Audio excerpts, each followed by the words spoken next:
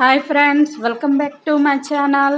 నేను మా అమ్మ వాళ్ళ ఇంటికి వచ్చానండి. రాముని యొక్క సంబరాలు ప్రతి 5 సంవత్సరాలకు ఒకసారి మా అమ్మ వాళ్ళు చేస్తారు. ఆ పింక్ కలర్ చీర మా అమ్మ, పక్కన నాన్న, తను మా పెద్దన్నయ్య, పూజ చేస్తుంది కదా తను మా వదిన. 5 సంవత్సరాలకు ఒకసారి చేస్తారండి. పక్కన మా మేనత్త అంటే మా అమ్మ వాళ్ళ వదిన రాముణ్ణి తప్పుడు గుళ్ళతో కొండదీస్తారండి. శనివారం అంటే గంధ అమావాస్యకి ముందర వచ్చిన శనివారం చేస్తారు. తను మా చిన్నన్నయ్య.